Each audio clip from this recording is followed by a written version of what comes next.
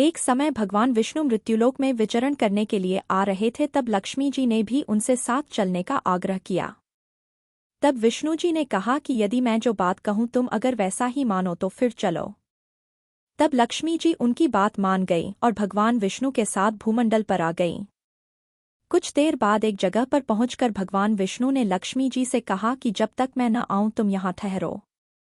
मैं दक्षिण दिशा की ओर जा रहा हूँ, तुम उधर मत आना। विष्णु जी के जाने पर लक्ष्मी के मन में कौतूहल जागा कि आखिर दक्षिण दिशा में ऐसा क्या रहस्य है जो मुझे मना किया गया है, और भगवान स्वयं चले गए। लक्ष्मी जी से रहा न गया और जैसे ही भगवान आगे बढ़े लक्ष्मी भी पीछे पीछे चल पड़ी। कुछ ही आगे जाने पर उन्हें सरसों का एक खेत दिखाई दिया जिसमें खूब फूल लगे थे। सरसों की शोभा देखकर वह मंत्रमुग्ध हो गई और फूल तोड़कर अपना श्रृंगार करने के बाद आगे बढ़ी। आगे जाने पर एक गन्ने के खेत से लक्ष्मी जी गन्ने तोड़कर रस चूसने लगीं। उसी क्षण विष्णु जी आए और यह देख लक्ष्मी जी पर नाराज होकर उन्हें शाप दे दिया कि मैंने तुम्हें इधर आने को मना किया था, पर तुम न मानी और किसान की चोरी का अपराध कर बैठी। अब तुम इस अपराध के जुर्म में इस किसान की 12 वर्ष तक सेवा करो। ऐसा कहकर भगवान उन्हें छोड़कर क्षीर सागर चले गए। तब लक्ष्मी जी उस गरीब किसान के घर रहने लगीं। एक दिन लक्ष्मी जी ने उस किसान की पत्नी से कहा कि तुम स्नान कर पहले मेरी बनाई गई इस देवी लक्ष्मी का पूजन करो, फिर रसोई बनाना, तब तुम जो मांगोगी मिलेगा। किसान की पत्नी ने ऐसा ही किया। पूजा के प्रभाव और लक्ष्मी की कृपा से किसान का घर दूसरे ही दिन से अन्न धन रत्न स्वर्ण आदि से भर गया।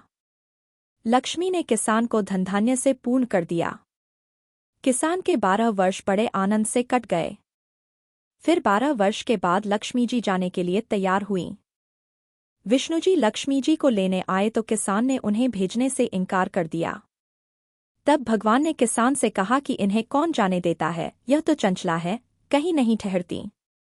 इनको बड़े बड़े नहीं रोक सके।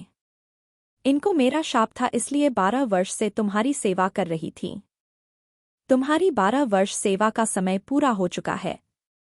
किसान हठपूर्वक बोला कि नहीं, अब मैं लक्ष्मी जी को नहीं जाने दूंगा। तब लक्ष्मी जी ने कहा कि हे किसान, तुम मुझे रोकना चाहते हो तो जो मैं कहूं वैसा करो। कल तेरस है। तुम कल घर को लीप पोतकर स्वच्छ करना। रात्रि में घी का दीपक जलाकर रखना और सायंकाल मेरा पूजन करना और एक तांबे के कलश में रुपए भरकर मेरे लिए रखना। मैं उस कलश में निवास करूंगी, किंतु पूजा के समय मैं तुम्हें दिखाई नहीं दूंगी। इस एक दिन की पूजा से वर्ष भर मैं तुम्हारे घर से नहीं जाऊंगी। यह कहकर वह दीपकों के प्रकाश के साथ 10 दिशाओं में फैल गई। अगले दिन किसान ने लक्ष्मी जी के कथानुसार पूजन किया। उसका घर धनधान्य से पूर्ण हो गया। इसी वजह से हर वर्ष तेरस के दिन लक्ष्मी जी की पूजा होने लगी।